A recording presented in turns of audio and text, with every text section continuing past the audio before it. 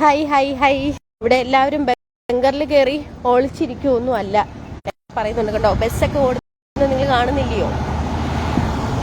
യുദ്ധാന്തരീക്ഷത്തിൽ എല്ലാവരും ബംഗറിൽ കയറി ഒളിച്ചിരിക്കുവാണെങ്കിൽ ബസ്സൊക്കെ എങ്ങനെയാ പോകുന്നത്? ബസ്സൊന്നും പോകത്തില്ലല്ലോ. ഞാൻ ബാക്ക് ക്യാമറയും കൂടെ കാണിച്ചു തരാം. ഇപ്പം ഞാൻ റോഡ് ക്രോസ് ചെയ്തുകൊണ്ടിരിക്കുവാണ്. Hi hi hi. ഞാൻ ഒരു 10 മിനിറ്റ് മുന്നേ വേറൊരു വീഡിയോ അപ്ലോഡ് ചെയ്തിട്ടുണ്ട്. അപ്പോഴാണ് എനിക്കൊരു ഇത് വന്നത്, എന്തായാലും നടന്നു പോവാം. അപ്പോൾ പിന്നെ ലൈവ് വീഡിയോ എടുത്തുകൊണ്ട് അങ്ങ് പോവാമെന്ന് വിചാരിച്ചു. അപ്പോൾ പറഞ്ഞു വന്ന കാര്യം, അപ്പോൾ ഇവിടെ ഒരു കാര്യം പറഞ്ഞാലും യുദ്ധമുണ്ട്. അതിൻ്റെതായ യുദ്ധത്തിൻ്റെതായ പ്രിക്കോഷൻസ് എല്ലാം നമ്മൾ എടുത്തിട്ടുണ്ട്. നമ്മളിവിടുത്തെ ഡിഫൻസ് സിസ്റ്റത്തിൽ അത്രയേറെ നമ്മൾ വിശ്വസിക്കുന്നത് കൊണ്ട് ഡിഫൻസ് സിസ്റ്റം നമ്മൾ അത്രത്തോളം പ്രൊട്ടക്റ്റ് ചെയ്യുമെന്ന് 100% ഉറപ്പുള്ളത് കൊണ്ടുമാണ് നമ്മൾ ഇവിടെ ഇങ്ങനെ തല ഉയർത്തിയതാ ഇങ്ങനെ റോഡിൽ ഇങ്ങനെ വീഡിയോ എടുത്തുകൊണ്ട് നടക്കുന്നത് കേട്ടോ. അപ്പം അങ്ങനെ പ്രത്യേകിച്ച് വലിയ ഈ പറയുന്ന ആശങ്കാജനകമായ അല്ലെങ്കിൽ ഭീതി ഉണർത്തുന്ന വലിയൊരു സാഹചര്യമൊന്നും ഇവിടെ ഇല്ല. ഇവിടുത്തെ ആൾക്കാരെല്ലാം സാധാരണ ജനജീവിതമാണ് നയിക്കുന്നത്. എല്ലാവരും ജോലിക്കൊക്കെ പോകുന്നുണ്ട്. പിന്നെ പിന്നെ ഷോപ്സും ഇവിടെ ഓപ്പൺ ആണ്. അതുപോലെ തന്നെ ബസ് സർവീസ് ആണെങ്കിലും എല്ലാം ഉണ്ട്. പിന്നെ അവിടുന്ന് ഒരു അറ്റാക്ക്, അതായത് ഇറാന്റെ ഭാഗത്തുനിന്ന് അല്ലെങ്കിൽ മറ്റേ എവിടുന്നെങ്കിലും ഒരു മിസൈൽ ആക്രമണം ഉണ്ടാവുകയാണെങ്കിൽ തീർച്ചയായിട്ടും നമ്മുടെ ഫോണിൽ അലേർട്ട് ഉണ്ടാവും, സൈറൺ അടിക്കും. ആ ടൈമിൽ നമ്മൾ ബങ്കറിലേക്ക് പോകും. അവിടെ നമ്മൾ സുരക്ഷിതമായി ഇരിക്കുന്നു. അത് കഴിഞ്ഞതിന് ശേഷം നമ്മൾ വീണ്ടും തിരിച്ച് നമ്മുടെ വീടുകളിലേക്ക് വരുന്നു. സ്വാഭാവികമായ ജീവിതം. ഇവിടെ തെങ്ങില്ല കേട്ടോ. ഇവിടെ ഒലിവ് മരം ഒരുപാടുണ്ട്. ഞാൻ കാണിച്ചു തരാം കേട്ടോ. ഒലിവ് ഇഷ്ടംമാതിരി ഒലിവ്സ് ഉണ്ട് കേട്ടോ. Is this Tel Aviv? അല്ല കേട്ടോ, നോ ഇറ്റ്സ് ജെറൂസലേം. നമസ്തേ നമസ്തേ.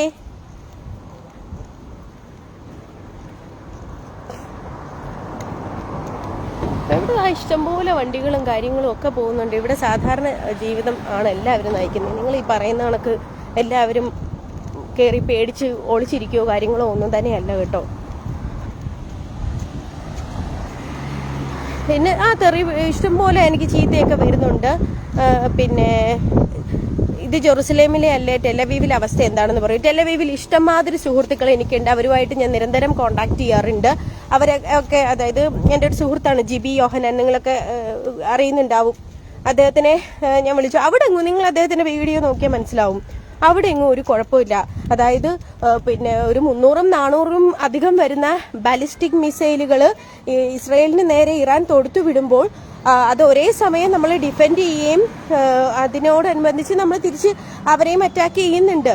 അപ്പോൾ അവിടെ 1-2 മിസൈൽസ് അവിടെയായിട്ട് പതിക്കുന്നതല്ലാതെ നിങ്ങൾ ഈ പറയുന്ന കണക്ക് ഇസ്രയേൽ മുഴുവൻ കത്തി നശിച്ച് ഇവിടുത്തെ ജനജീവിതം സ്തംഭിപ്പിച്ച് ആശങ്ക ഉണർത്തുന്ന പോലെ പിന്നെ ഒരാഴ്ചയായിട്ട് ഫ്രിഡ്ജിൽ വെച്ചിരിക്കുന്ന ഭക്ഷണവും കഴിച്ച് ബംഗറിനകത്ത് കയറിയിരിക്കുന്ന ആൾക്കാരൊന്നും അല്ല ഇവിടെ. ആ ഒരു സമയത്ത് നമ്മൾ ബംഗറിൽ പോകുന്നു എന്നുള്ള സത്യമാണ്. കാരണം ഇവിടുത്തെ ഗവൺമെന്റിന്റെ റൂൾസ് നമ്മൾ തീർച്ചയായിട്ടും പാലിക്കേണ്ടതുണ്ട്. നമ്മുടെ സേഫ്റ്റിയുടെ ഭാഗമായിട്ടാണ്. ഇവിടെ ബംഗറുകൾ ഉണ്ടാക്കി വെച്ചിരിക്കുന്നത് തന്നെ നമ്മുടെ സേഫ്റ്റിയുടെ ഭാഗമായിട്ടാണ്, നമുക്ക് പ്രൊട്ടക്ഷൻ തരാൻ വേണ്ടിയിട്ടാണ്. ഈ ബങ്കറുകൾ പിന്നെ നമുക്കൊരു അലേർട്ട്, നമ്മുടെ ഫോണിൽ അലേർട്ട് വരുന്ന സമയത്ത് നമ്മൾ ബങ്കറിലേക്ക് പോകുക. നമ്മുടെ രക്ഷാ കവചം എന്ന് തന്നെ നമ്മൾ പറയും. കാരണം ഇവിടെ പതിക്കത്തില്ലെന്ന് നമുക്ക് 100% ഉറപ്പുണ്ടെങ്കിൽ പോലും ഈ പറയുന്ന ആ 1-2 എണ്ണം പലയിടത്തായിട്ട് വീഴുമ്പോൾ അതിൽ നിന്നും ഒരു പ്രൊട്ടക്ഷൻ എന്നുള്ള രീതിയിലാണ് ഈ ബങ്കറുകൾ ഉണ്ടാക്കിയിരിക്കുന്നത്. അപ്പൊ തീർച്ചയായിട്ടും ബങ്കറിൽ പോയി ഒളിക്കുക എന്നെന്തിനാണ് പറയുന്നത്? ഇങ്ങോട്ട് 400-500 തരത്തിലുള്ള മിസൈലുകൾ നമ്മുടെ നേർക്ക് തൊടുത്തു വിടുമ്പോൾ നമ്മൾ അതിനെ പ്രൊട്ടക്ട് ചെയ്യണ്ടേ, അതിനെ ഡിഫെൻഡ് ചെയ്യണ്ടേ? അതിന് നമുക്കൊരു പ്രൊട്ടക്ഷൻ ആവശ്യമല്ലേ? നമ്മൾ ഇവിടുത്തെ ന്യൂസ് കേട്ട് കിളി പോയിരിക്കും. അങ്ങനെ നിങ്ങൾ നാട്ടിലെ മാധ്യമങ്ങൾ ചാനലൊന്നും കാണാതിരിക്കുന്നതല്ല. നിങ്ങൾ നാഷണൽ ന്യൂസുകൾ കാണുക കേട്ടോ. മലയാളികൾക്ക് ആർക്കും പരിക്കില്ല കേട്ടോ. ബർഷബ എന്ന് പറയുന്ന ഒരു സ്ഥലത്ത്, കോമഡി ഇതിന്റെ ഇടയ്ക്കില്ലോ, ബർഷബ എന്ന് പറഞ്ഞ ഒരു സ്ഥലത്ത് സൊറോക്കോ എന്ന് പറഞ്ഞിട്ട് ഒരു ഹോസ്പിറ്റലുണ്ട്. അതിൻ്റെ ഓൾഡ് സർജിക്കൽ ബ്ലോക്കിൽ ഇന്ന് ഒരു മിസൈൽ പതിക്കണ്ടേ. 30ഓളം മിസൈൽസ് ആണ് വന്നത്. അതിൽ ഒരെണ്ണം അവിടെ പതിച്ചിട്ടുണ്ട്. 60 കാഷ്വാലിറ്റീസ് ആണ് നിലവിൽ പറഞ്ഞിരിക്കുന്നത്. വേറെ വലിയ മരണങ്ങളോ കാര്യങ്ങളോ ഒന്നും തന്നെ ഇല്ല. ആ ബിൽഡിംഗ് ഇടിഞ്ഞ് വീണപ്പോൾ ഉണ്ടായ ഒരു നാശനഷ്ടമാണ്. ബിൽഡിങ്ങിന്റെ ഉള്ളിൽ അങ്ങനെ ആരും തന്നെ ഇല്ലായിരുന്നു. അതാണ് ഞാൻ കുറച്ച് മുന്നേ വീഡിയോ ഇട്ടിട്ടുണ്ടായിരുന്നു. എങ്കിലും ഒന്നുകൂടെ പറയാം. ദൈവത്തിന്റെ അനുഗ്രഹം എന്നല്ലാതെ, അല്ലെങ്കിൽ ദൈവം ഇങ്ങനെ സംരക്ഷിച്ച് നിർത്തിയിരിക്കുന്ന ഒരു നാടെന്ന് തന്നെ നമുക്ക് പറയാം കേട്ടോ. അവിടുത്തെ ഇന്നലെ വൈകിട്ട് ഡോക്ടർമാര് ആ ഓൾഡ് ബിൽഡിങ്ങിലുള്ള കംപ്ലീറ്റ് പേഷ്യൻസിനെയും അവിടെ ഉണ്ടായിരുന്ന കുട്ടികളെ ആയാലും എല്ലാവരെയും മാറ്റി മറ്റൊരു ന്യൂ സർജിക്കൽ ബ്ലോക്കിലേക്ക് മാറ്റി. ആ ഓൾഡ് സർജിക്കൽ ബ്ലോക്കിലാണ് ഇന്ന് രാവിലെ 8:15 ഇറാന്റെ ഭാഗത്ത് നിന്നുണ്ടായ മിസൈൽ ആക്രമണത്തിൽ ഒരു മിസൈൽ വന്ന് പതിച്ചത്. അപ്പോൾ അതിന്റെ ഭാഗമായിട്ട് ആ ബിൽഡിങ്ങിന് നാശനഷ്ടങ്ങൾ ഉണ്ടായി. 60 പേർക്ക് കാഷ്വാലിറ്റീസ് ഉണ്ട്. പക്ഷെ അത് ഒന്നും ഹെവി കാഷ്വാലിറ്റീസ് അല്ല. അപ്പം ഒന്ന് ആലോചിച്ച് നോക്കിയേ. ഇന്നലെ വൈകിട്ട് ആ ഡോക്ടേഴ്സിന് തോന്നിയതാണ് ഇവരെ ഇവിടുന്ന് മാറ്റി നിർത്തണം. അത് സത്യത്തിൽ ദൈവം, അതൊരു നമുക്ക് സയന്റിഫിക്കലി അത് നമുക്ക് പറയാൻ പറ്റത്തില്ല. എല്ലാം നമ്മൾ ശാസ്ത്രീയപരമായി ഇത് ചെയ്യണമെന്ന് പറഞ്ഞാലും ചില കാര്യങ്ങളിൽ നമുക്കൊക്കെ അതീതമായിട്ടുള്ള ഞാൻ ദൈവവിശ്വാസിയാണ്. അതുകൊണ്ട് തന്നെ ദൈവത്തിന്റെ ഇടപെടലിൽ വിശ്വസിക്കുന്ന ആളാണ്. അപ്പൊ അത് ദൈവത്തിന്റെ ശക്തിയെന്നല്ലാതെ മറ്റെന്ത് പറയാൻ, അവർക്ക് അങ്ങനെ തോന്നാനും അവരെങ്ങനെ മാറ്റി. അതുകൊണ്ട് നമുക്ക് ഇവിടുത്തെ ജൂത ജനതയുണ്ടല്ലോ, അവര് ദൈവത്തിന്റെ സംരക്ഷണത്തിലാണ് കേട്ടോ. അവർക്കൊന്നും സംഭവിക്കത്തില്ല. അവര് രക്ഷപ്പെട്ടു. തീർച്ചയായിട്ടും അവര് അവിടുന്ന് മാറ്റി വേറെ ബ്ലോക്കിലേക്ക് ആക്കിയത് കൊണ്ട് തന്നെ വലിയ രീതിയിലുള്ള ഒരു അപകടമാണ് ഒഴിവായത്. അത് സത്യമായിട്ടും ദൈവത്തിന്റെ അനുഗ്രഹമാണ്. അല്ലെങ്കിൽ അവിടുത്തെ ആ ഡോക്ടേഴ്സിന് അങ്ങനെ എന്തായിരിക്കും പെട്ടെന്ന് അങ്ങനെ തോന്നിക്കാൻ കാരണം. ഓൾഡ് ബിൽഡിങ്ങിൽ നിന്ന് അതുവരെ ഇന്നലെ വൈകിട്ട് വരെ അവിടുത്തെ പേഷ്യൻസ് അവിടെ ഉണ്ടായിരുന്നു. അത്രയും പേഷ്യൻസിനെ പെട്ടെന്ന് തന്നെ അവര് അങ്ങോട്ട് മാറ്റി. ഇന്ന് രാവിലെ 8:15 അവിടെ ഒരു മിസൈൽ ആക്രമണം ഉണ്ടായി. അപ്പൊ അവിടെ മാറ്റി ഒരു പക്ഷേ ഈ അയൺ ഡോമിനെ കൊണ്ട് അയൺ ഡോമിൽ നമ്മൾ അത്രത്തോളം വിശ്വസിക്കുന്നുണ്ട്. അത്രയും പിന്നെ മിസൈൽസ് വരുന്ന സമയത്ത് ഒരുപോലെ ഇതിനെ നമ്മൾ തകർത്തുകൊണ്ടിരിക്കുന്നു. ബൈ ചാൻസിൽ 1 2 അവിടെ ആയിട്ട് വീണ് പൊട്ടുന്നു. അപ്പൊ അത് ഇന്ന് രാവിലെ ബർഷബയിലാണ് ഉണ്ടായത്. ആ ബർഷബയിൽ ഉണ്ടായ ആ ഒരു ആക്രമണത്തിലാണ് നമ്മൾ ഈ പറഞ്ഞ ബിൽഡിങ്ങിന് നേരെ അത് ഉണ്ടായത്. പക്ഷെ അവിടെ ഉണ്ടായിരുന്ന അത്രയധികം പേഷ്യൻസ് ഉണ്ട്. ഒരു ബ്ലോക്ക് എന്ന് പറഞ്ഞാൽ നിങ്ങൾക്ക് അറിയാം, അത്രത്തോളം വലിയ ഒരു ഹോസ്പിറ്റലാണ്. അത്രയും ബ്ലോക്കിലുള്ള പേഷ്യൻസിനെ ഇന്നലെ വൈകിട്ട് തന്നെ അവിടുന്ന് മാറ്റി. അപ്പോൾ അവിടെ യാതൊരു കുഴപ്പവും ഇല്ലാതെ ദൈവം അനുഗ്രഹിച്ച് അവരെല്ലാവരും സുരക്ഷിതരായിരിക്കുന്നതിന്. പുറത്തുള്ള ഒരു 60 പേർക്കാണ് അത് ബിൽഡിംഗ് വീണിട്ട് ഒരു കാഷ്വാലിറ്റി ഉണ്ടത്. അതൊന്നും ആരുടെയും മരണത്തിന് ഇടയാക്കിയിട്ടില്ല ദൈവാനുഗ്രഹത്താൽ. എല്ലാവരും സേഫായിട്ടിരിക്കുന്നു കേട്ടോ. എന്തൊക്കെയോ മെസ്സേജ് വരുന്നുണ്ട്. ഞാനിങ്ങനെ സംസാരിക്കുന്നതുകൊണ്ട് എനിക്ക് ക്ലിയർ ആയില്ല. ദൈവത്തിൻ്റെ അല്ലേ? അതെ, തീർച്ചയായിട്ടും വിജയം. ദൈവം സംബന്ധിച്ച് പറഞ്ഞാതിരിക്കാൻ പറ്റത്തില്ല കേട്ടോ. ദൈവവിശ്വാസികൾ കാണും, നിരീശ്വരവാദികൾ ഉണ്ടായിരിക്കും. അതൊന്നും വെച്ചിട്ടല്ല. ദൈവം അതുപോലെ പ്രൊട്ടക്ട് ചെയ്യുന്ന ഒരു ലാൻഡ് കേട്ടോ. സമ്മതിക്കാതിരിക്കാൻ പറ്റത്തില്ല. ഈ ഒരു കുഞ്ഞു രാജ്യത്തെയും ഇവിടുത്തെ ആ കുറഞ്ഞ പോപ്പുലേഷനുള്ള ജനതയും ദൈവം ഇങ്ങനെ കൈക്കുമ്പിളിൽ കൊണ്ട് നടക്കുന്നുണ്ട് കേട്ടോ. സമ്മതിക്കണം. നമ്മുടെ നാടാണോ അവിടെയാണോ സൂപ്പർ. അതിപ്പോ എന്തൊക്കെ പറഞ്ഞാലും മാതൃനാട് കഴിഞ്ഞിട്ടല്ലേ ഉണ്ടാവുള്ളൂ. നമുക്ക് എന്തും അവന്റെ മാതൃരാജ്യം കഴിഞ്ഞിട്ടേ ഉണ്ടാവുള്ളൂ. അങ്ങനെ ഉണ്ടാവാൻ പാടുള്ളൂ.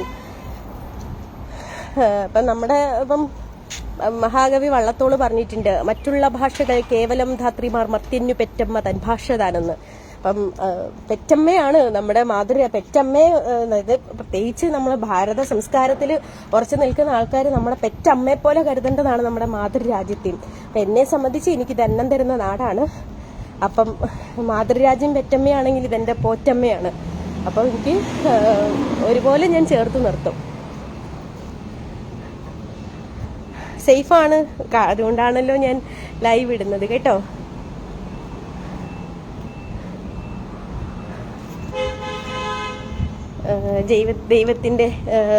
ദൈവത്തിന്റെ ജനമാണ് യഹൂദര്. അപ്പം അവരെ ദൈവം കാത്ത് പരിപാലിക്കുക തന്നെ ചെയ്യും കേട്ടോ. സൂക്ഷിക്കുക. തീർച്ചയായിട്ടും ഒരുപാട് ആൾക്കാർ പിന്നെ എനിക്ക് വേണ്ടി പ്രാർത്ഥിക്കുന്നുണ്ട്, അവരുടെ പ്രാർത്ഥനയിൽ ഉൾപ്പെടുത്തുന്നുണ്ട്. ഈ സോഷ്യൽ മീഡിയ പ്ലാറ്റ്ഫോമിൽ ഒരുപാട് പേര് വളരെ മോശം രീതിയിൽ ടാർഗറ്റ് ചെയ്തിട്ട് ചീത്ത പറയാറുണ്ട്. മോശം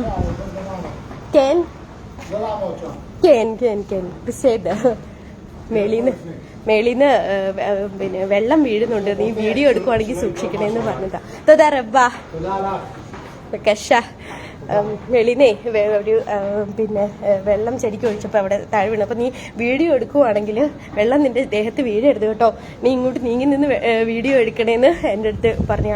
നോക്കി ആ മനുഷ്യൻ ഇതുവഴി പോയാൽ മതിയായിരുന്നു. ഞാൻ വീഡിയോ എടുക്കുവാണോ എൻ്റെ ദേഹത്ത് വെള്ളം വീഴുവോ ഇല്ലയോ എന്ന് ആ മനുഷ്യൻ നോക്കേണ്ട കാര്യം ഞാൻ പറയത്തില്ല. ഇവർ അത്രത്തോളം കെയർ ചെയ്യുന്ന മനുഷ്യരാണ്, ഇവര് നോക്കേണ്ടതല്ല. അപ്പൊ എന്നോട് പ്രത്യേകം പറഞ്ഞു, നീ വീഡിയോ എടുക്കുവാണെങ്കിലേ കുറച്ച് ഒതുങ്ങി നിന്നിട്ട് വീഡിയോ എടുക്കണം കേട്ടോ, അവിടെ മേടിയെന്ന് ചിലപ്പോൾ വെള്ളം നിന്റെ ദേഹത്തേക്ക് വീഴാൻ സാധ്യതയുണ്ടെന്ന്. പേടിക്കേണ്ട, അവിടേക്ക് എത്തിക്കോളും, നീ സുരക്ഷിതമായി നിന്നോ സംഗിണി. ഇതൊന്നു പറയാനേ. ഓക്കെ, കുറേ മെസ്സേജസ് വരുന്നുണ്ട്. അപ്പം എന്തൊക്കെ ചാവാൻ റെഡിയായി നിന്നോ? ഓക്കെ, ശരി കേട്ടോ, റെഡി ആയിട്ട് നിൽക്കുവാണേ. Okay okay okay. ഞാൻ പറഞ്ഞില്ലയോ, ദൈവം അത്രയേറെ കാത്ത് സംരക്ഷിക്കുന്ന നാടാണ്. ഞാനൊരു ദൈവവിശ്വാസിയാണ്. ഈ നാടിന്റെ ഡിഫൻസ് സിസ്റ്റത്തിലും എനിക്ക് അത്രയേറെ വിശ്വാസമുണ്ട്. എനിക്കൊന്നും സംഭവിക്കില്ല. അപ്പൊ ഒരുപാട് പേര് അവരുടെ പ്രാർത്ഥനയിൽ കേട്ടോ, അത് എന്നെ ഹേറ്റേഴ്സിനോടും എനിക്ക് ഒത്തിരി നന്ദിയുണ്ട് കേട്ടോ. കാരണം അതിന്റെ കാരണം ഞാൻ പറഞ്ഞുതരാം. ഒരുപാട് പേര് അവരുടെ പ്രാർത്ഥനയിൽ എന്നെ ഉൾപ്പെടുത്തുന്നുണ്ടെന്ന് പറഞ്ഞിട്ട് മെസ്സേജ് അയക്കുന്നുണ്ടായിരുന്നു കേട്ടോ. ഒത്തിരി ആൾക്കാർ ഇവിടുത്തെ ന്യൂസ് ചാനലൊന്നും ഞങ്ങൾ കാണുന്നില്ല, അഖിലയുടെ വീഡിയോസ് ഞങ്ങൾ കാണുന്നുണ്ട്, ഇവിടുത്തെ കാര്യങ്ങൾ മനസ്സിലാക്കുന്നുണ്ടെന്ന് പറയുന്നു.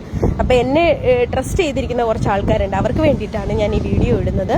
ഒത്തിരി ആളുകൾ ചീത്ത വിളിക്കുകയും എൻ്റെ വീട്ടിലെ ഉള്ളവരെ വളരെ മോശമായിട്ട് അധിക്ഷേപിക്കുകയും എനിക്ക് വേണമെങ്കിൽ എന്നെ മോശമായിട്ട് തെറി വിളിക്കുകയും എന്നെ പിന്നെ പേഴ്സണലി ഹരാസ് ചെയ്യുകയും ചെയ്യുന്ന ആൾക്കാരുടെ കമൻറ്റുകളൊക്കെ ഡിലീറ്റ് ചെയ്തിട്ട് എനിക്ക് ഇരിക്കാം. പക്ഷെ ഞാൻ ആരുടെയും അക്കൗണ്ട് ബ്ലോക്ക് ചെയ്യാറില്ല, ഞാൻ ആരുടെയും കമൻറ്റുകൾ ഡിലീറ്റ് ചെയ്യാറില്ല. അതിൻ്റെ കാരണം എന്ന് പറഞ്ഞാൽ ഇതൊന്നും എന്നെ ബാധിക്കത്തില്ല. ജീവിതത്തിൽ ഒരുപാട് പ്രതിസന്ധികളിലൂടെയും ഒരുപാട് കഷ്ടതകളിലൂടെയൊക്കെ ജീവിതത്തിൽ ഇങ്ങനെ മുന്നേറി വന്ന ഒരാളാണ്. കല്ലെറിയാൻ നമുക്ക് ചുറ്റും ഒരുപാട് ആൾക്കാരുണ്ട്. തീർച്ചയായിട്ടും എന്നെ എതിർക്കുന്ന ആൾക്കാർ വലിയ വലിയ ഇഷ്ടിക കഷ്ണങ്ങൾ എൻ്റെ നേരെ എറിയണം കേട്ടോ, എന്നാലേ എനിക്ക് അതൊക്കെ ഒരു ചവിട്ട് പടിയായിട്ട് അതിലൂടെ ഇങ്ങനെ ചവിട്ടി മുന്നേറാൻ പറ്റത്തുള്ളൂ. എനിക്ക് ചെയ്തു തീർക്കാൻ ഒരുപാട് കാര്യങ്ങളുണ്ട്. എന്നെ വിശ്വസിച്ച് നിൽക്കുന്ന എൻ്റെ ഫാമിലി ഉണ്ട്. അപ്പോൾ എനിക്ക് അവരെയൊക്കെ നോക്കേണ്ട ആവശ്യമുണ്ട്. അതുകൊണ്ട് നിങ്ങൾ എന്നെ ഈ കിടന്ന് തെറി വിളിച്ചെന്ന് പറഞ്ഞത് കൊണ്ടോ എൻ്റെ നേരെ കല്ല് വാരി എറിഞ്ഞത് കൊണ്ടോ അതൊന്നും എന്നെ ബാധിക്കുന്ന കാര്യമില്ല. എനിക്ക് ഒരുപാട് കാര്യങ്ങൾ ചെയ്തു തീർക്കുന്നുണ്ട്. പിന്നെ ഞാൻ ഈ വീഡിയോ ഇടുന്നതെന്ന് പറയാൻ, എന്നെ വിശ്വസിച്ച് കുറേ ആൾക്കാർ എന്നോട് ചോദിക്കാറുണ്ട്, ഇവിടുത്തെ കാര്യങ്ങൾ അറിയണമെന്നുണ്ട്. പലതും വിശ്വസിക്കാൻ പറ്റുന്നില്ല. മറ്റേ AI പ്രചരിക്കുന്ന ഒരുപാട് വീഡിയോസ് കണ്ടിട്ട് ഞങ്ങൾ ആശങ്കപ്പെടുന്നുണ്ട്. കാരണം നമ്മുടെ ഉറ്റവരും ഉടയവരും ഒക്കെ ഇസ്രയേലിലുണ്ട്, കുറേ ഫ്രണ്ട്സ് ഉണ്ട്. അപ്പോൾ അതുകൊണ്ട് എന്നോട് ചോദിക്കാറുണ്ട് അവർ ഇവിടുത്തെ വീഡിയോസൊക്കെ അപ്ഡേറ്റ് ചെയ്തിടുമോന്നും. അപ്പം അവർക്ക് വേണ്ടിയാണ് ഞാൻ വീഡിയോ ഇടുന്നത്.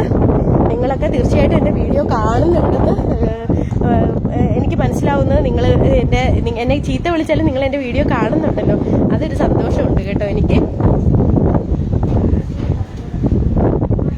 പിന്നെ പണ്ടുള്ള ആൾക്കാർ പറയത്തില്ലേ, കായ്ഫലമുള്ള മാവിലെ കല്ലെറിയുന്നു. അപ്പൊ എന്തൊക്കെയോ നല്ല ഇത്, നമ്മൾ വെറുതെ ഒന്നുമില്ലാത്ത ഒരു മരത്തിലോ അല്ലെങ്കിൽ ഒന്നുമില്ലാത്ത തെങ്ങിലോ ആരും കയറി തേങ്ങ ഇടാൻ പോകത്തില്ല. അപ്പം എന്തെങ്കിലുമൊക്കെ എന്നിൽ നല്ല ക്വാളിറ്റീസ് ഉള്ളത് കൊണ്ടാണ് ആൾക്കാർ എന്നെ ചീത്ത വിളിക്കുന്നത് എന്ന് വിചാരിക്കുന്ന ആളാണ് ഞാൻ. ഇതൊക്കെ ഞാൻ സന്തോഷകരമായി ഏറ്റെടുക്കുന്നു കേട്ടോ. യഹൂദ സമൂഹം ലോക രംഗത്ത് ചികിത്സാ രംഗത്ത് നൽകിയ സംഭാവനകൾ അതുല്യമാണ്. അവർ നിലനിൽക്കേണ്ട എല്ലാവരുടെയും ആവശ്യമാണ്. തീർച്ചയായിട്ടും ഒന്ന് ആലോചിച്ച് നോക്കി, പോപ്പുലേഷനിൽ ഏറ്റവും കുറവുള്ള ഈ രാജ്യത്താണ് ഏറ്റവും അധികം നോബൽ സമ്മാന ജേതാക്കൾ ഉള്ളത്. ഏറ്റവും അധികം കേട്ടോ നോബൽ സമ്മാനം കിട്ടിയിരിക്കുന്നത് എവിടെയാണ്?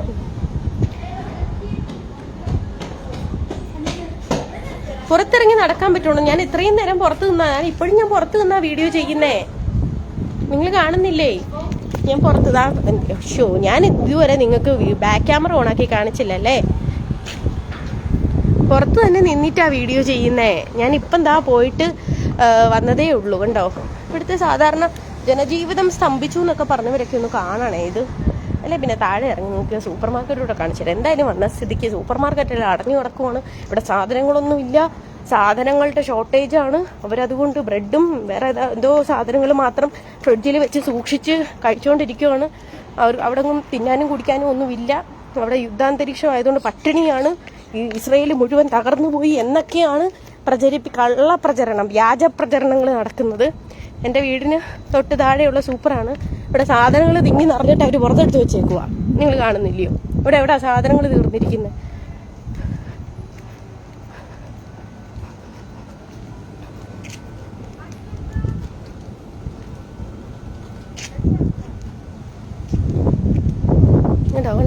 കണ്ടോ.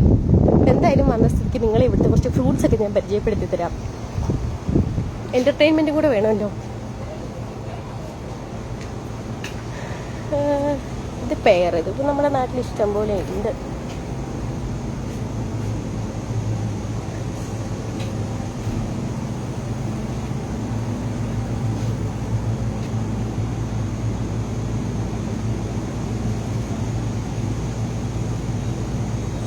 ഏതെങ്കിലും ഒരു മലയാളി ചത്താലേ നാട്ടിലുള്ളവർക്ക് ബോധ്യമാകൂന്ന് കേട്ടോ.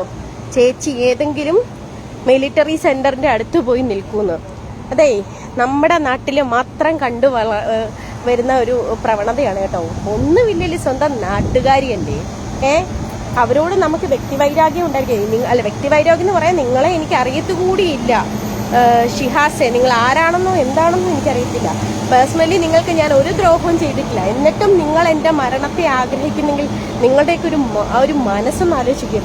നമ്മൾ ആരായാലും നന്നായി കിടക്കട്ടെ, നമ്മൾ ശത്രുക്കൾക്ക് പോലും അങ്ങനെ ഒരു അവസ്ഥ വരരുതെന്ന് ആഗ്രഹിക്കുന്നവരാണ് നമ്മൾ. അല്ലെ, ആരും അവരൊരാളുടെ മരണവും നമ്മൾ ആഗ്രഹിക്കത്തില്ല. ആരും മരിച്ചു കാണരുതെന്ന സത്യത്തിൽ നമ്മളെല്ലാവരും ആഗ്രഹിക്കുന്നു. അപ്പം സ്വന്തം നാട്ടുകാർ, കേരളത്തിലുള്ള ഒരു പെങ്കൊച്ച് അന്യദേശത്ത് പോയി നിന്ന് ജോലി എടുക്കുന്ന, അപ്പൊ അവിടുത്തെ കാര്യങ്ങൾ പറയുമ്പോൾ അവളൊന്ന് ചത്ത് കിട്ടിയാൽ മതിയായിരുന്നു, നീ എവിടെങ്കിലും പോയി നിൽക്കെന്ന് പറയുന്ന നിങ്ങളുടെയൊക്കെ ഒരു മനസ്സുണ്ടല്ലോ, സമ്മതിക്കണം കേട്ടോ. ലജ്ജാവ.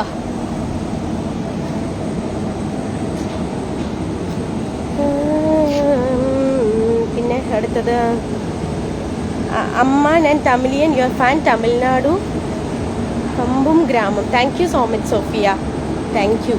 കണ്ടോ, നമ്മുടെ മലയാളികൾക്ക് വിലയില്ല. കാരണം നമ്മുടെ വിലയെന്നല്ല ഞാൻ പറയുന്നത്, മലയാളികൾ ചത്തോളാനാ പറയുന്നത്. പക്ഷേ തമിഴ്നാട്ടിലുള്ള ആൾക്കാരൊക്കെ അവരുടെ പ്രാർത്ഥനയിൽ ഉൾപ്പെടുത്തി അവരൊക്കെ നമ്മളെ അത്രത്തോളം ചേർത്ത് പിടിക്കുന്നു എന്നൊക്കെ പറയുമ്പോൾ നമുക്കൊരു സന്തോഷമാണ് കേട്ടോ. അത്രേൻ്റെ പകുതി പോലും മലയാളികൾക്ക് നമ്മളോടൊന്നും ഇല്ലല്ലോ അല്ലേ.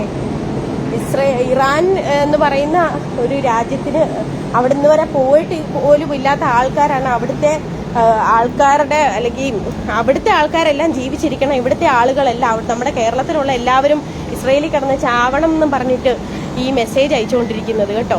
നല്ല മനസ്സ്. അതെ, നിങ്ങളുടെ ആരുടെയെങ്കിലും പിന്നെ വീട്ടിലുള്ളവർക്ക് അങ്ങനെ ഒരു അവസ്ഥ വരുമ്പോഴേ നിങ്ങൾക്കതൊക്കെ മനസ്സിലാകത്തുള്ളൂ.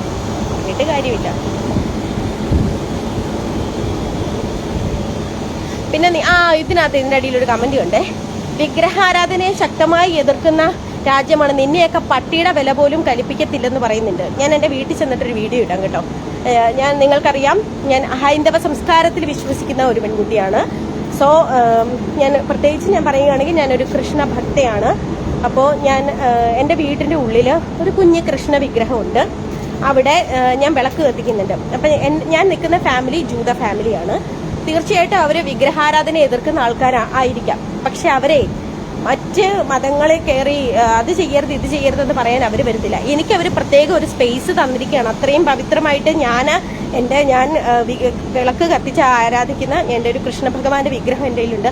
അത് അവിടെ വെച്ച് പ്രാർത്ഥിക്കാനായിട്ട്, വിളക്ക് കത്തിച്ച് പ്രാർത്ഥിക്കാനായിട്ട് എനിക്ക് അവർ പിന്നെ സ്പേസ് തന്നിട്ടുണ്ട്. അതുപോലെ തന്നെ ക്രിസ്ത്യൻ സമുദായത്തിൽപ്പെടുന്ന ഒരുപാട് ആളുകൾ ഈ ഇസ്രയേലിൽ ജീവിക്കുന്നുണ്ട്. അവരാരും പിന്നെ ഇപ്പം ജൂത മതത്തിലുള്ള ആൾക്കാർ ക്രിസ്ത്യൻ മതത്തിലുള്ള ആൾക്കാരെ അംഗീകരിക്കുന്നില്ലെന്നാണ് നിങ്ങളെല്ലാവരും ഇപ്പം പറയുന്നത്.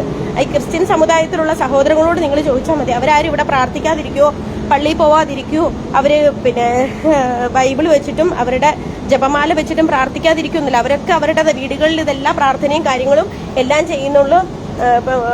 ക്രിസ്ത്യൻ സമുദായത്തിൽപ്പെട്ട ആൾക്കാർ വിശ്വസിക്കുന്ന ജീസസ് ക്രൈസ്റ്റ് എന്ന് പറയുന്ന ജീസസ് ക്രൈസ്റ്റിനെയും അവരുടെ മാതാവിൻ്റെയും ആ തിരുരൂപങ്ങൾ വെച്ചിട്ട് മെഴുകുതിരി കത്തിച്ച് വെച്ച് അവർ എല്ലാ ദിവസവും പ്രാർത്ഥിക്കുന്ന ആൾക്കാരെ എനിക്കറിയാം. അതുപോലെ ഞങ്ങളുടെ ഹിന്ദു സമുദായത്തിൽപ്പെട്ട ആൾക്കാർ എല്ലാ ദിവസവും വിളക്ക് കത്തിച്ച് പ്രാർത്ഥിക്കുന്നവരെ എനിക്കറിയാം.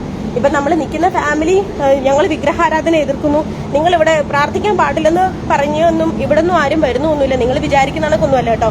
ഇവരെ എല്ലാവരെയും അതിൻ്റെതായ റെസ്പെക്റ്റ് കാണുന്ന ഒരുപറ്റം ആൾക്കാരാണ് കേട്ടോ. അപ്പം നിങ്ങൾ അങ്ങനെ ഒന്നും വിചാരിച്ചിങ്ങനെ കിടന്ന് തള്ളണ്ട.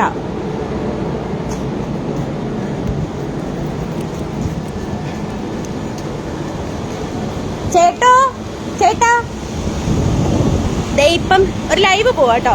ഇപ്പം ഞാനേ എന്റെ വീട്ടിന്റെ ഇവിടെ നിന്ന് ലൈവ് ചെയ്തോണ്ട് ഒരു മലയാളി ചേട്ടൻ പോയി. ചേട്ടന് യുദ്ധത്തിന്റെ എന്തെങ്കിലും പേടിയുണ്ടോ? ഇങ്ങോട്ട് വെട്ട വയിലായതുകൊണ്ട് ചേട്ടൻ സൂപ്പറിൽ വന്നയാ. അപ്പൊ എന്റെ വീടിന്റെ അടുത്തുള്ള ഒരു ചേട്ടനാ. എന്തെങ്കിലും പേടിയുണ്ടോ ഇവിടെ ഇറങ്ങി നടക്കുവോ നമ്മള്? ഇവിടെ യുദ്ധാന്തരീക്ഷം ആയതുകൊണ്ട് എല്ലാരും ബംഗറി കയറി പേടിച്ച് കഴിയുവാണ്, ഭക്ഷണം കഴിക്കുന്നില്ല. ഈ അദ്ദേഹത്തിന്റെ മുഖത്തെ ചിരി നോക്കുമ്പോ നിങ്ങൾക്ക് മനസ്സിലായി എന്തെങ്കിലും ആശങ്കയുണ്ടോ? ഈ സഹോദരന് എന്തെങ്കിലും ആശങ്കയുള്ളതായിട്ട് നിങ്ങൾ കാണുന്നുണ്ടോ? ചേട്ടന്റെ നാടെവിടെയാ? പെരുമ്പാവൂർ. പേരെങ്ങനെയായിരുന്നു? സനീഷ്. ഈ ചേട്ടന്റെ മുഖത്ത് ഈ ചിരി കാണുമ്പോ എന്തെങ്കിലും പേടിയുള്ളതായിട്ട് നിങ്ങൾക്ക് തോന്നുന്നുണ്ടോ? ഞാൻ പറയുമ്പോ കള്ളമാണെന്ന് നിങ്ങൾ വെക്കുന്നത്. അത് പെട്ടെന്ന് ദൈവത്തിന്റെ അനുഗ്രഹം കൊണ്ട് ഈ മനുഷ്യൻ ഇപ്പൊ എന്റെ മുമ്പിൽ പെട്ട്. അതാ ചോദിച്ചു നോക്കും. ഇവിടെ നിങ്ങൾ വിചാരിക്കുന്നവർക്ക് വലിയ പ്രശ്നങ്ങളൊന്നും തന്നെ ഇല്ല. സൂപ്പറിൽ പോയ മനുഷ്യനെ പിടിച്ച് പെട്ടെന്ന് ഓടി വന്ന് നിർത്തിയതോ. ശരിയേട്ടാ, താങ്ക് യു കേട്ടോ.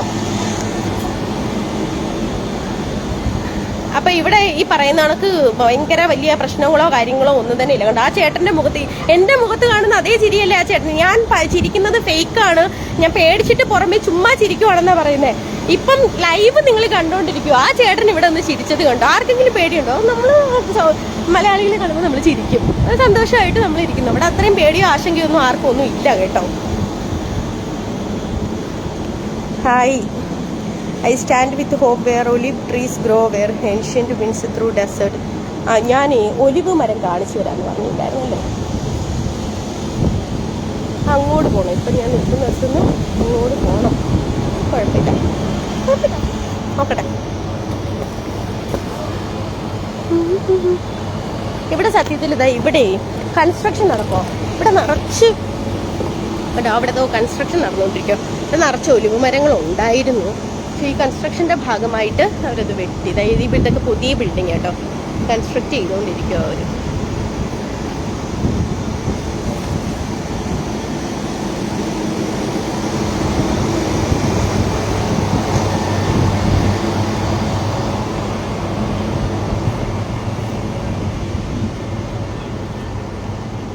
നല്ല നല്ല കമന്റുകളാണ് എനിക്ക് വരുന്നത്. എൻ്റെ സംസ്കാരം അതിന് യോജിച്ചതല്ലാത്തതുകൊണ്ട് അതേ നാണയത്തിൽ ഞാൻ തിരിച്ചു പറയുന്നില്ല. അപ്പം ഞാനും നിങ്ങളും തമ്മിൽ എന്താണ് വ്യത്യാസം? വിളിക്കൂ, ചീത്ത വിളിക്കൂ. ഇതാണ് ഇവിടുത്തെ സൂപ്പർ. നിങ്ങൾ സാധനം തീർന്നു പോയി എന്ന് പറഞ്ഞ സൂപ്പർ മാർക്കറ്റുകൾ. സാധനങ്ങൾ തിങ്ങി നിറഞ്ഞിട്ട് ഇവിടെ നിൽക്കാൻ വയ്യാത്ത അവസ്ഥയാണ്. ഇവിടെ അങ്ങ് തിന്നാനുമില്ല കുടിക്കാനുമില്ല എന്നൊക്കെ പറയുന്ന സൂപ്പർ മാർക്കറ്റ്.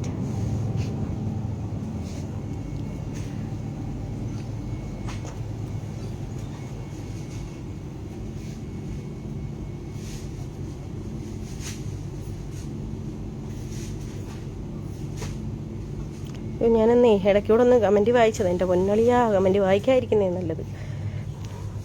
ഈ കുറേ ചീത്തവിളി ഇങ്ങനെ വരുന്നത് കൊണ്ടേ നല്ല കമൻറ്റുകൾ എനിക്ക് മിസ്സാവുന്നുണ്ട്. ഞാനതൊന്നും ശ്രദ്ധിക്കുന്നില്ല കേട്ടോ. അപ്പം ദയവ് ചെയ്ത് ഒരുപാട് നല്ല പോസിറ്റീവായിട്ടുള്ള കമൻറ്റ്സ് ഇടുന്ന ആളുകൾ എന്നോട് ക്ഷമിക്കുക. നിങ്ങളുടെ മെസ്സേജ് ഞാൻ ഇപ്പം എനിക്ക് കാണാൻ പറ്റുന്നില്ല കേട്ടോ. കണ്ടോ ഇവിടുത്തെ ആൾക്കാരൊക്കെ നോക്കുക. റോഡിൽ ബസ് വരെ പോകുന്നുണ്ട് കണ്ടോ. ഈ ബസ്സൊക്കെ പോകുന്നത് നിങ്ങൾ കാണുന്നില്ലയോ?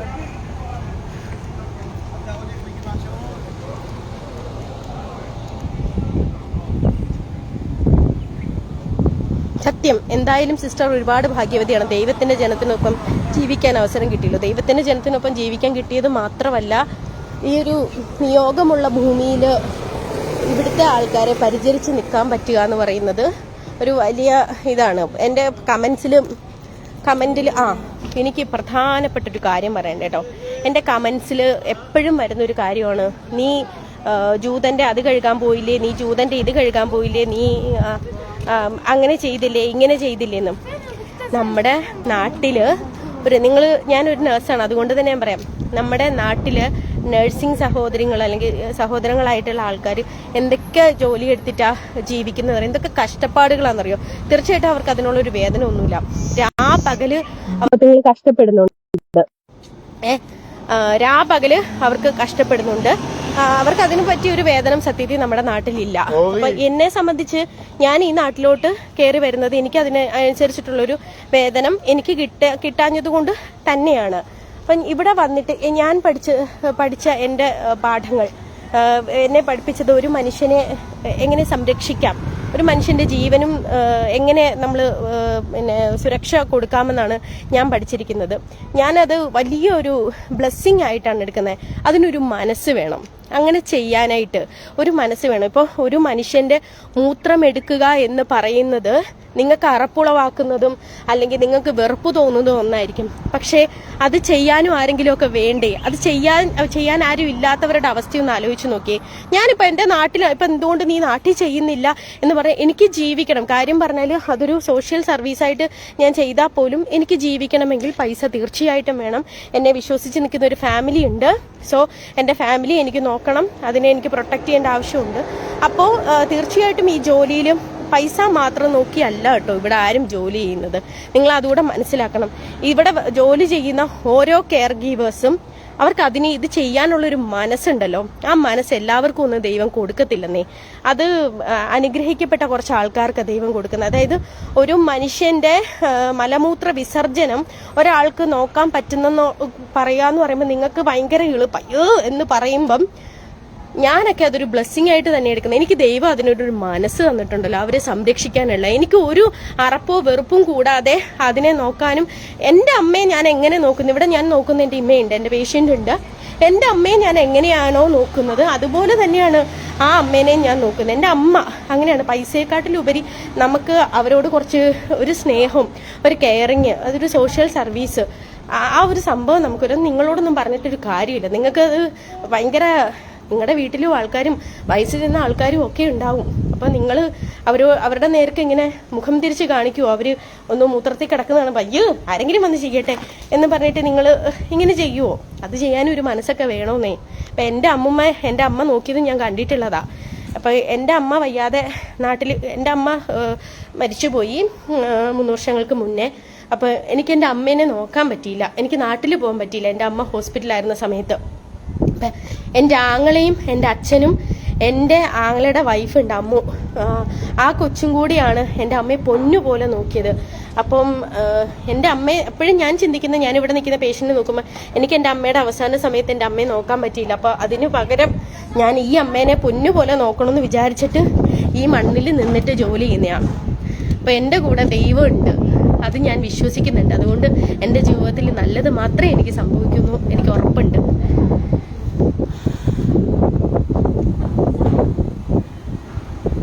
നിന്റെ ചിരി മാറാതെ സൂക്ഷിക്കുക, ഇസ്രയേൽ ഒരു കോപ്പുമല്ല എന്ന് ഇസ്രയേൽ തന്നെ പറഞ്ഞു വെച്ചിട്ടുണ്ട്. ഇയാളിനി കൂടുതൽ വെളുപ്പിക്കണ്ട.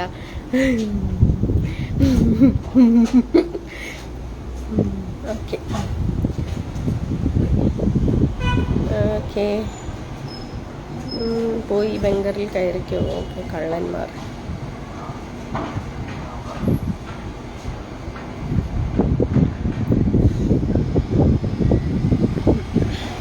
ഒരുപാട് കമൻറ്റ്. മുഹമ്മദ് 9 വയസ്സുകാരി മോളെ എന്നാ ഇന്ത്യയിലെ പ്രായമായ ആളുകളെ നോക്കടി.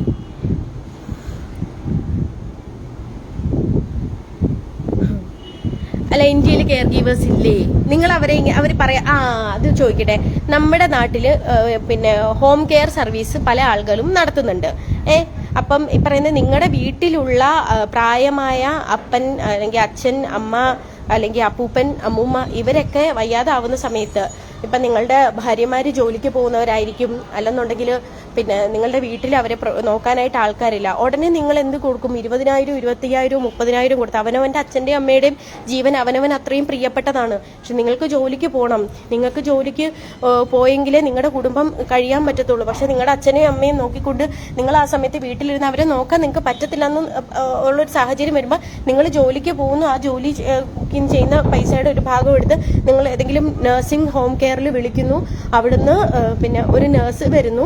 അവർ നിങ്ങളുടെ അച്ഛനെയും അമ്മയും അതുപോലെ പരിപാലിക്കും, ശുശ്രൂഷിക്കും എന്നുറപ്പുള്ളത് കൊണ്ട് നിങ്ങൾ അവരെ ഏൽപ്പിച്ചിട്ട് പോകുന്നു. അവരവരുടെ ജോലി കൃത്യമായിട്ട് ചെയ്യുന്നുണ്ട്. അപ്പോൾ നിങ്ങൾ അവിടെ ഇരുന്നുകൊണ്ട് കമന്റ് ഇടുവോ? അല്ലെങ്കിൽ ആ ഒരു നഴ്സിംഗ് വരുന്ന ആളുടെ പ്രൊഫൈലിൽ കയറിയിട്ട് നീ എൻ്റെ അച്ഛൻ്റെയും അമ്മയുടെയും ഇത് കോരാൻ വന്നവളല്ലേടി, നീ എൻ്റെ അച്ഛൻ്റെ അമ്മയുടെ മലമൂത്ര വിസർജനം കോരാൻ വന്നവളല്ലേ എന്ന് നിങ്ങൾ ചോദിക്കുവോ? ഇല്ല. അപ്പം എന്നെ സംബന്ധിച്ച് എനിക്ക് ഒരു ഫാമിലി ഉണ്ട്. എനിക്ക് എൻ്റെതായ കാര്യങ്ങൾ ചെയ്തു തീർക്കണം. അതിന് എനിക്ക് പൈസ വേണം. സോ എനിക്ക് പൈസ വേണമെങ്കിൽ ഞാൻ ജോലിക്ക് ഇറങ്ങിയേ പറ്റത്തുള്ളൂ. എൻ്റെ ജോലിയിൽ നിന്ന് ഞാൻ പഠിച്ച പ്രൊഫഷൻ ഇതാണ്. സോ ആ ജോലിക്കായിട്ടാണ് ഞാൻ ഇവിടെ വന്നിരിക്കുന്നത്. ആ ജോലി, നമ്മൾ ഏതൊരു ജോലിയിലും എത്തിക്സ് എന്ന് പറഞ്ഞിട്ടൊരു കാര്യമുണ്ട്. ശമ്പളത്തെക്കാട്ടിലുപരി എത്തിക്സും നമുക്ക് അതിനകത്ത് വേണം. അല്ല ശമ്പളം മാത്രം വാങ്ങിച്ചിട്ട് നമ്മൾ ജോലിയോട് ഒരു നന്ദികേട് കാണിക്കുന്ന ആൾക്കാരൊന്നും അല്ല. ഞാൻ എൻ്റെ വീട്ടുകാർ അങ്ങനെയല്ല പഠിപ്പിച്ചിരിക്കുന്നത് കേട്ടോ. അപ്പം ഞാൻ ചെയ്യുന്ന, എനിക്ക് പട്ടിയെ പേടിയാ, പട്ടി വരുന്നു.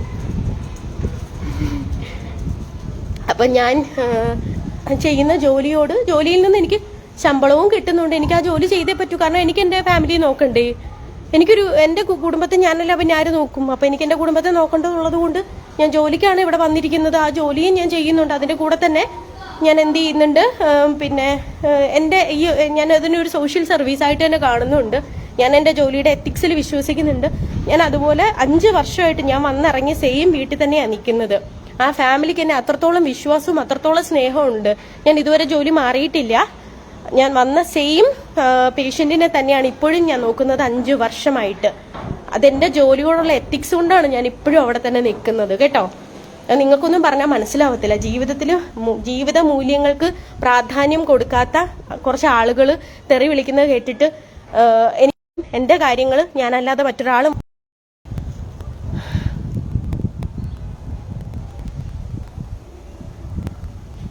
ഒരു പ്രത്യേക വിഭാഗത്തിനെ സന്തോഷിപ്പിക്കാൻ അവരുടെ ചാരം വാങ്ങി കേരളത്തിലെ പക്ഷം പിടിച്ച് വാർത്തകൾ നിർമ്മിക്കുന്ന വൃത്തികെട്ട മാധ്യമങ്ങളാണ് സാധാരണ ആശങ്കയും ആകുലയും ഉണ്ടാക്കുന്നത്. കേരളത്തിലെ അയ്യോ വയ്യ കുഴഞ്ഞു, വെള്ളം കുടിക്കാനൊക്കെ തോന്നുന്നുണ്ട്. ഇഷ്ടംപോലെ കമന്റുകൾ. അപ്പോൾ തീട്ടം കോരലാണ് പണി. അതെ കേട്ടോ, തീർച്ചയായിട്ടും ആണ്. അങ്ങനെ തന്നെ ഇരിക്കട്ടെ. അതിനിപ്പോൾ എന്താ കുഴപ്പം? Hi Akhila, thank you. ഇവിടെ സർവീസ് വേണം. അവിടെ സർവീസ് ഉണ്ടല്ലോ, നമ്മുടെ നാട്ടിൽ സർവീസ് ഉണ്ട്. ഇപ്പം നമ്മുടെ നാട്ടിൽ നിന്നാൽ അതിനനുസരിച്ചിട്ടുള്ളൊരു വേതനം എനിക്ക് കിട്ടത്തില്ല. അതുകൊണ്ട് എനിക്ക് എൻ്റെ ഫാമിലി പറ്റിയ ഒരു വേതനം അവിടുന്ന് കിട്ടത്തില്ല. അതുകൊണ്ട് നമുക്ക്